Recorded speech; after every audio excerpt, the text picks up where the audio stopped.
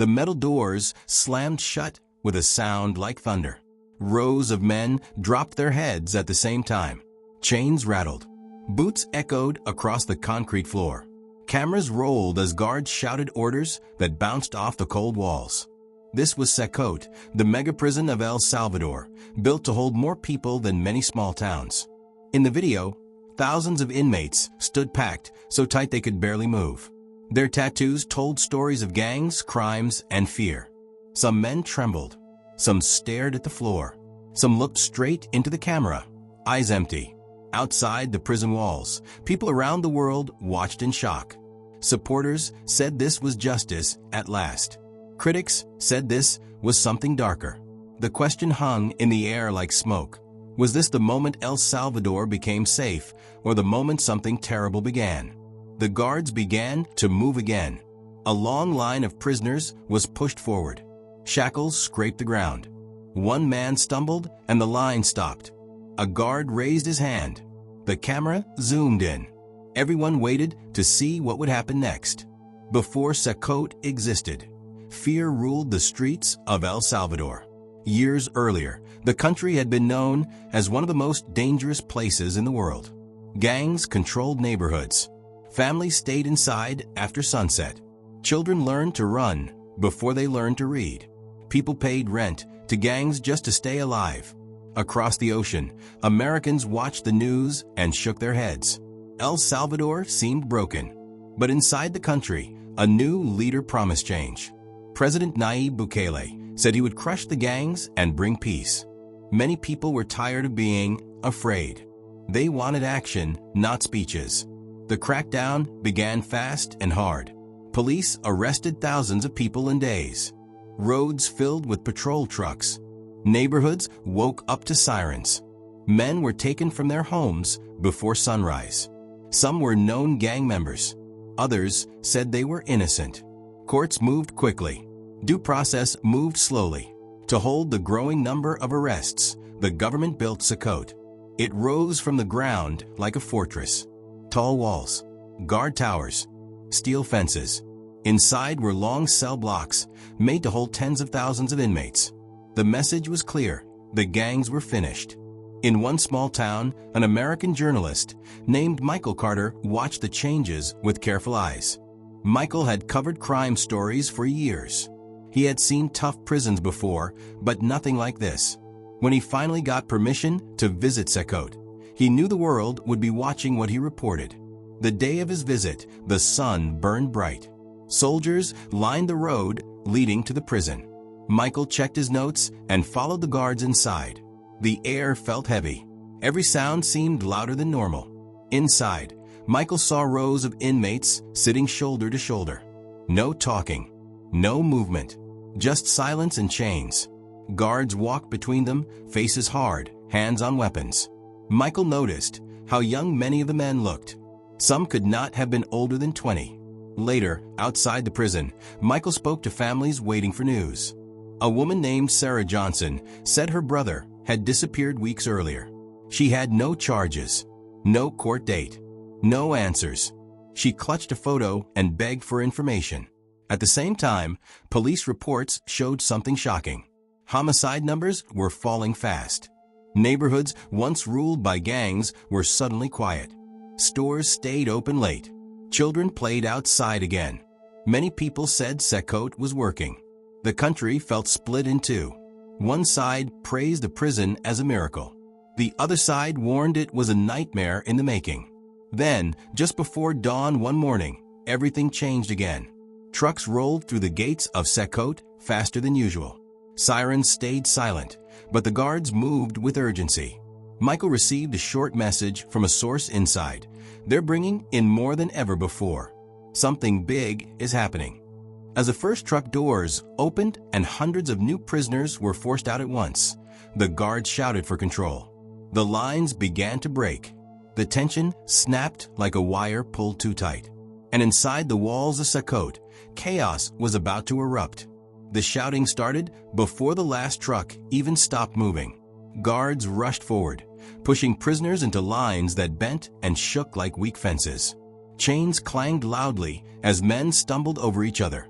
One inmate fell hard to the ground. Another tried to help him up. A guard screamed for them to stay down.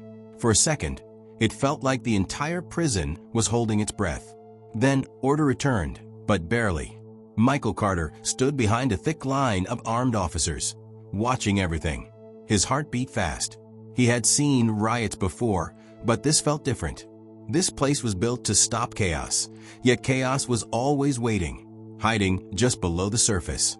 The new prisoners were marched inside. Their heads were shaved on the spot. Their clothes were stripped away and replaced with plain white uniforms. Tattoos were exposed for the cameras. Faces looked scared, angry, or completely blank. Michael noticed one young man staring straight ahead, lips moving like he was praying. Later that day, Michael was allowed to walk through one of the cell blocks. The heat inside was heavy. The smell of sweat and metal filled the air.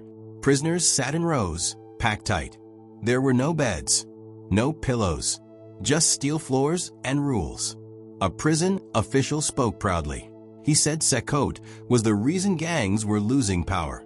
He said crime had dropped to levels never seen before. He said this was the price of safety. Outside the prison, the story felt different. Michael visited a nearby neighborhood that used to be controlled by gangs. For the first time in years, shops were open late. Music played softly from a radio. A man named David Miller, who ran a small store, smiled as he talked. He said he no longer paid gang fees. He said his children walked to school without fear. For him, CECOT meant freedom. But only a few streets away, fear still lived. Michael met Emily Brown, an American aid worker helping families search for missing relatives. She showed him lists of names. Some had been arrested. Some had simply vanished. No records. No charges. She said the speed of the crackdown left no room for mistakes. That night, Michael reviewed footage sent to him secretly. It showed prisoners being moved in the dark. No cameras. No explanations. He paused the video again and again, trying to understand what he was seeing. The next morning, alarms echoed through CECOT. Guards ran through the halls. Doors slammed. Orders flew fast and sharp. Michael was told to stay back, but he could hear raised voices inside the cell blocks. Something had gone wrong. A rumor spread quickly. One group of inmates had refused to kneel during a count. Another rumor said guards had found hidden weapons made from scraps. No one would confirm anything. Inside one block, prisoners were forced flat on the floor, hands behind heads. Silence was demanded. A guard's boot pressed down on a man's back as others were dragged away. Michael watched from a distance, his hands shaking. This was the moment people never saw on official videos. Later that day, the government released another video. It showed calm lines of prisoners and strong control. It said nothing about the alarms, nothing about the removals. Michael felt torn. He had seen hope in the streets and fear behind the walls. Both were real. That evening, a sudden storm rolled in. Rain slammed against the prison walls. Thunder cracked overhead. Inside, power flickered. Lights went out for a few seconds, then came back on. In that short moment of darkness, shouting exploded. Metal banged against metal. Guards rushed forward. Prisoners yelled from inside the cells. Orders were lost in the noise. Then came the sound that froze everyone in place. A single gunshot echoed through the prison. The shouting stopped. The rain kept falling. And inside CECOT, no one knew what would happen next. The prison lights flickered as alarms screamed through the halls. Guards rushed toward the cell block where the fight had broken out. Inmates were pressed against each other, shouting, coughing, some bleeding. For a moment, it looked like CECOT itself might lose control.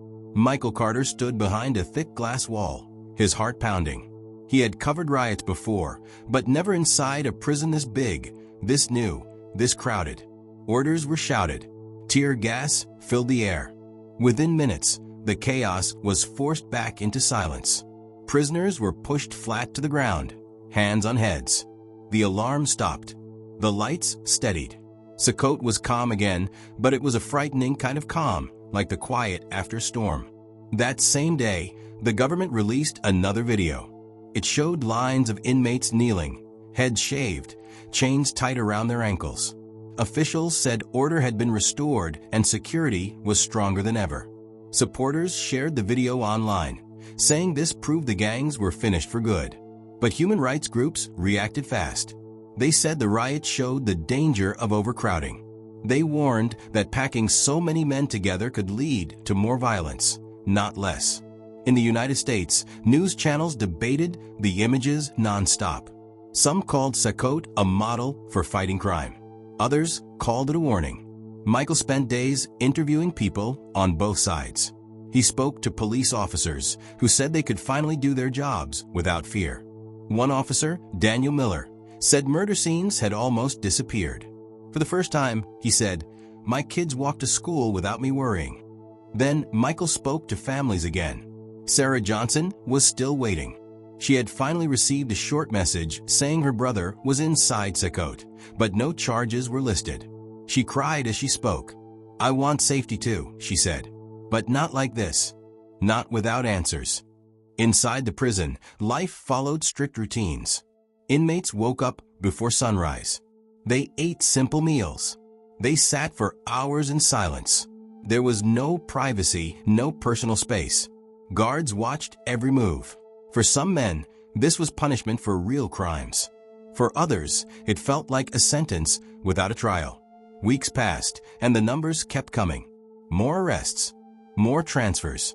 CECOT filled closer to its limit.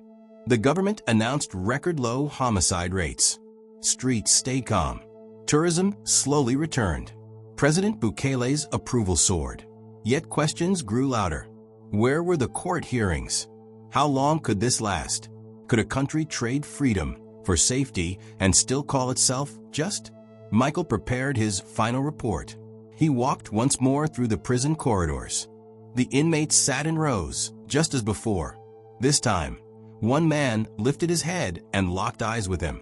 There was no anger in the look, just exhaustion. Outside, Michael stood by the massive walls of CECOT. He spoke into the camera, choosing his words carefully. He explained the success in reducing violence. He explained the fear of losing rights. He did not tell viewers what to think. He told them what he saw. The documentary aired across the United States. Millions watched. Some praised El Salvador's strength. Others felt uneasy.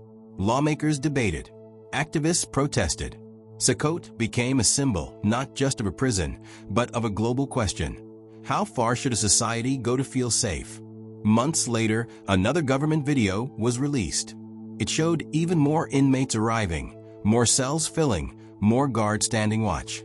The camera pulled back, showing the prison stretching across the land like a city of concrete and steel. As the gates closed once again and the locks clicked into place, one truth became clear. The gangs were quieter. The streets were safer.